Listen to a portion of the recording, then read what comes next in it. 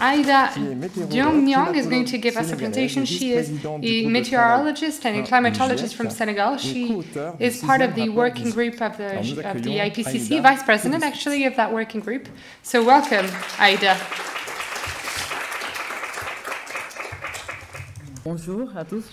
Good afternoon, everyone. I hope that you've enjoyed your lunch. We're going to start the session on adaptation. I would like to thank the organizers for inviting me to give this presentation on the changes that have been observed in Africa and changes that will come in the future.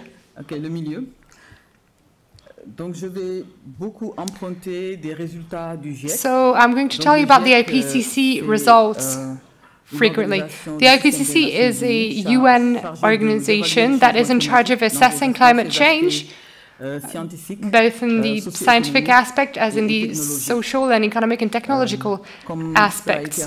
As we reminded, this is the 6th cycle of the IPCC. Nadia showed us this morning the different reports of the cycle. So there are special reports, there are group reports, 1, 2, 3, and the summary report.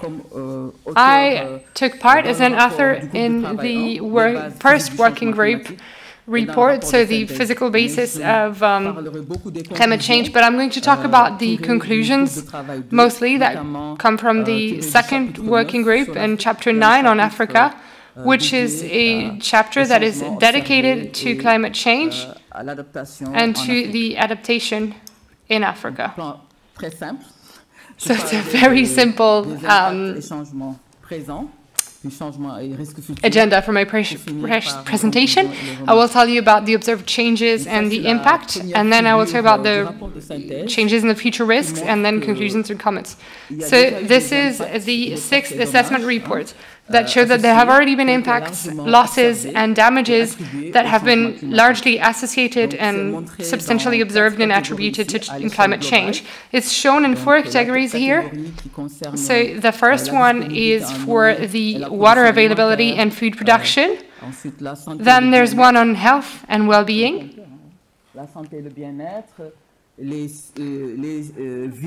Cities, settlements, and infrastructure. Biodiversity and ecosystems. So the red colors are for negative ones, and when it's in gray, or when it's diagonal lines rather, it's adverse and positive impacts. It's not assessed. And the points show the level of confidence with regards to the link, the causal link between these impacts and climate change. So when there are 3 dots, it means that there's a high confidence, 2 points from 50 to 60%, and low when there's only 1 dot. So if we want to look at this in more granularity, the next one, the next graph, shows us the changes in the same 3 categories. So water availability, food production, health and well-being, and then cities, settlements. This is to show you that climate change has had an impact on it's the people who have contributed less to climate change that suffer the most from it. And if we look at Africa, we see that there are only negative impacts at regional level. So the fact that there might be positive impacts here and there, overall in Africa and in the insular states, there are only negative impacts. So for the water availability, for instance, this is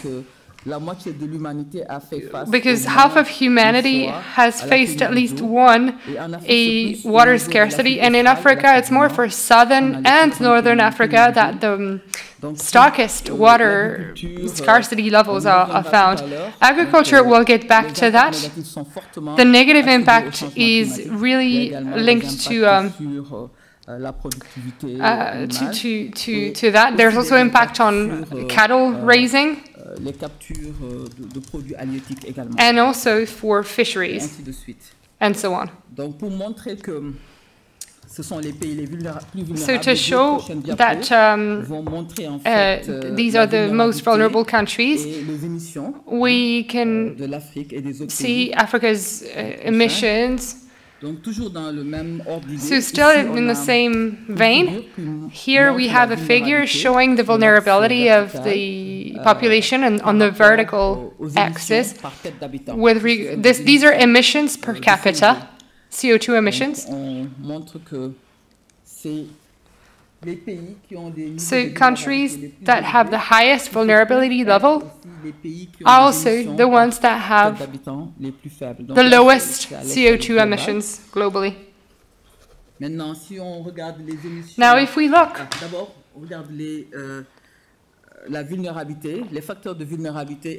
at the vulnerability factors for exposition and to climate change. When we talk about impact or risk, of course, there are changes observed when it comes to physical parameters that overlap to the vulnerability factors for exposure and the answers that have been, the responses that are provided or not. So in Africa, the factors also include social and economic factors, political and environmental ones. If we look at employment, for instance, we see that it's in sectors that directly or indirectly depend on climate, such as agriculture.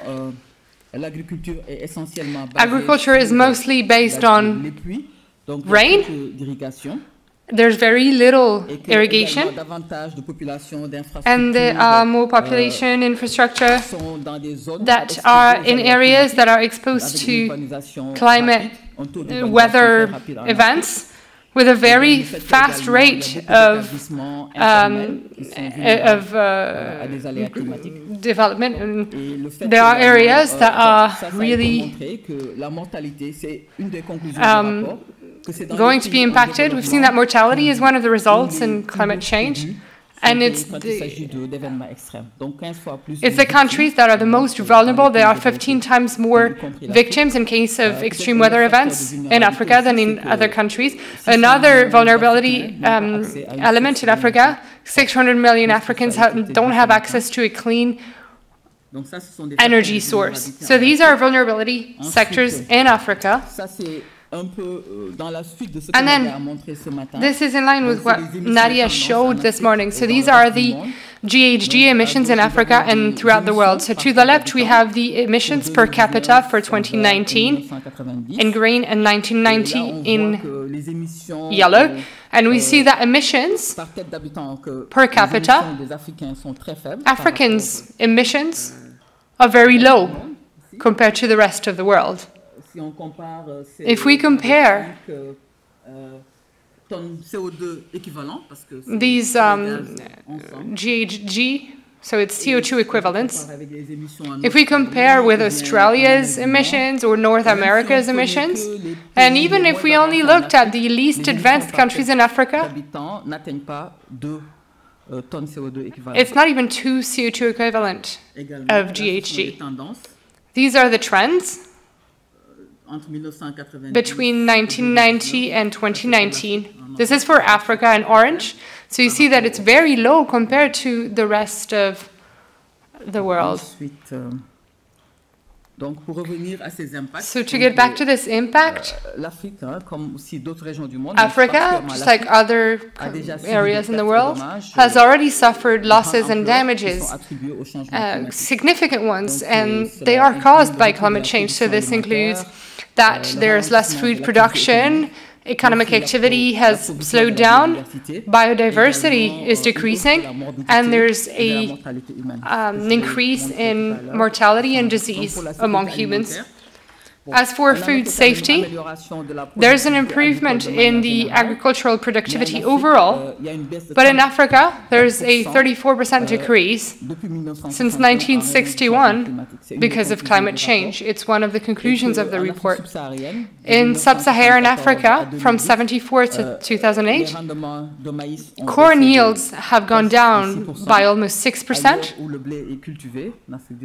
and elsewhere, where there's wheat in northern Northern Africa and Southern Africa, there's a 2.3% decrease in yields, and a survey has shown that 2/3 of Africans consider that climate conditions have worsened for agricultural production over the past 10 years.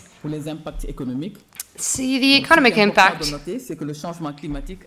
What's important is to show that climate change has slowed down economic growth throughout the whole continent, and there's a difference between African countries and the other countries, temperate countries, such as northern countries. There's also the modeling studies have showed that there's a decrease of Donc, avec comme corollaire le recul de la productivité, la réduction des performances. Growth per inhabitant that has been of 13.6% on average. In Africa, we have a lot of data. In South Africa, we have a lot of data, so that's why the report results talk all about South Africa. So 80% of companies have lost more than half their staff and their turnover because they could no longer pay their staff. An impact on systems. We've already seen a decrease in marine biodiversity. We've also seen this in the west coast of Africa, a decrease in the productivity of lakes, including Lake Victoria. There's a change in the geographical area and the animal and vegetable species. Corals are being bleached, and there's also an impact on mangroves. For health, there's an impact on infectious diseases and also for non-transmittable diseases. And it's becoming more and more common in higher altitude areas. There's an increase in malaria because of floods. This is linked to climate change sometimes. And there's a cholera breakout following extreme weather events such as tropical cyclones in East Africa and Southern Africa.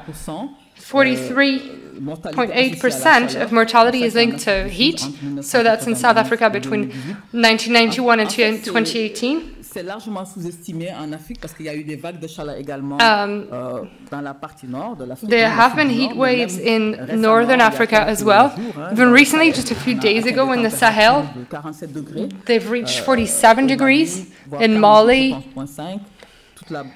or even 48, so between Senegal and Niger. 100 people died, but often it's not counted properly, and it's actually, the figures are a lot higher. But there are heat waves. So the highest temperatures in this area are at the beginning of the spring. We're used to high temperatures such as 44, 45, but we've seen over the past few years that sometimes it's been 47, 46, and especially at night. Of course, there are damages linked to extreme weather events on healthcare centers. So all of these elements are linked to CIDs, so climate impacts, and also the vulnerability factors that I've mentioned before. The proper responses, so it can be heat. We've seen that throughout all Africa, there's an extreme temperature rise. There's droughts in Southern Africa, Northern Africa, Western Africa. And it's not only based on, it's also ecological droughts that are linked to the increase in temperatures, because there's a lot of water evaporating. And this is very significant for Eastern Africa. We're losing our glaciers. We've shown that the increase in the sea water level is more significant in Africa than in other continents.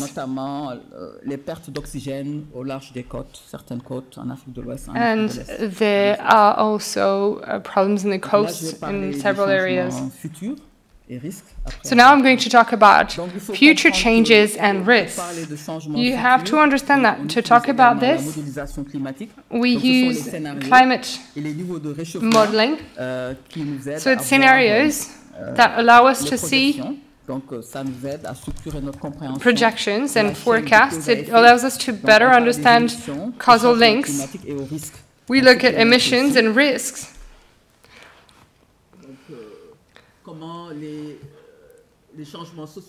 How social and economic changes have an impact on emissions. Emissions depend on our way of life, our living conditions. In terms of emissions, here we've shown several scenarios used in the first working group. So it starts with very low emission scenarios, an intermediate scenario here, the trajectory on which we are, and so on. I'm running out of time, so I'm going to try to be quick. Climate is changing, and it's going to have an impact, and it comes with risks. So like I said, a risk is an interaction between changes, vulnerability, exposure, and responses. I'm not going to delve into details. It's a complicated table and chart, but it shows you our CIDs, so climatic impact drivers. For temperature, there are common changes that are common to the whole of Africa, and everything to do with oceans and coastal areas. There are changes as well that are common for the whole of Africa. For heavy rains, there are changes everywhere, significant changes, except maybe in northern Africa and part of southern Africa. So this is what you see here as a map. So for yearly rains, this is as temperatures are going up. So these are changes. We see that changes are more significant as temperatures go up. So these are the future risks. Even with an intermediate increase, the loss in biodiversity, mortality, diseases, and decrease in food production.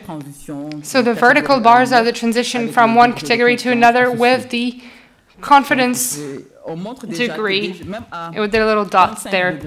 We see that even at above 1.5 degrees, there are high risks, as you can see here, for these different categories.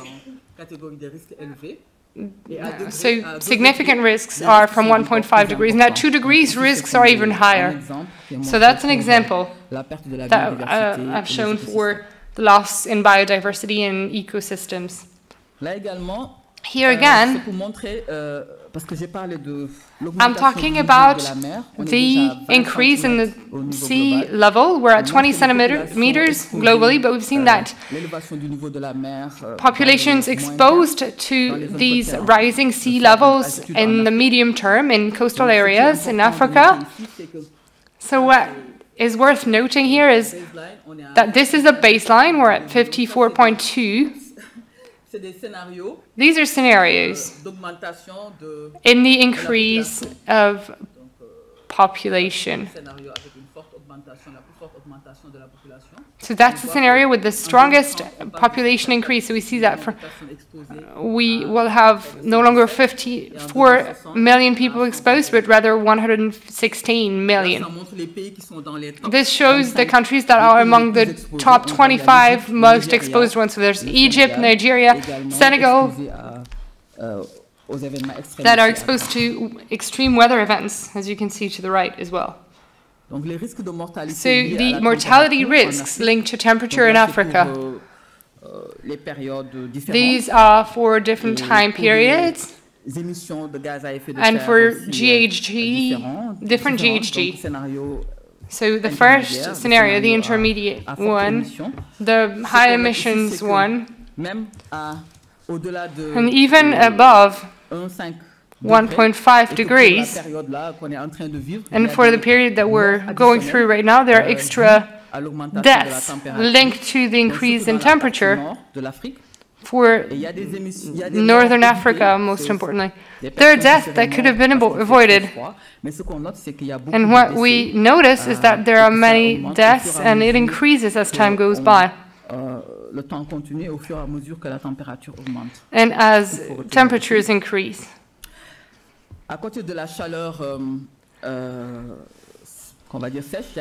Other than dry heat, there's also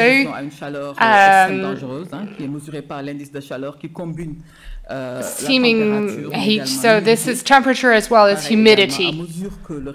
The number of days of exposure to a dangerous extreme heat measured by the heat index.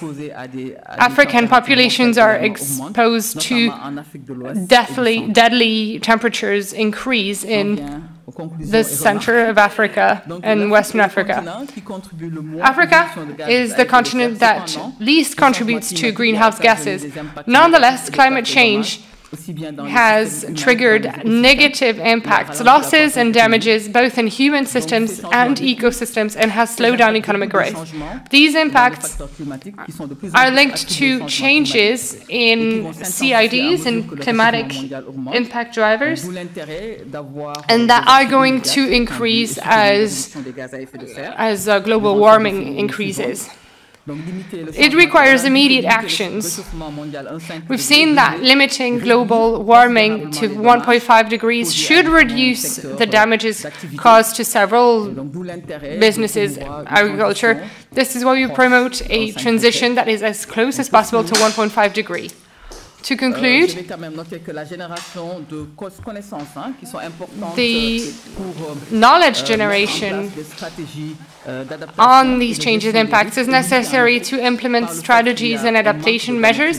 It is limited in Africa because we lack climate data. There are also sectoral and social and economic data that is missing. There's a lack of funding for research in Africa. It has been proven that there's only 3.8% of funding for research in Africa that is linked to climate change that goes to Africa. And the majority of these 3.8% funding goes to northern countries. So there's very little collaborative research at national or continental research. So research is mostly done by developed countries in Africa. Thank you for your attention.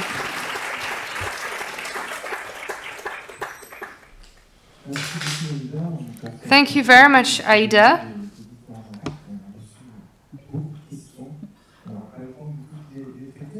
We won't have time to cover everything. There's a question on heat waves.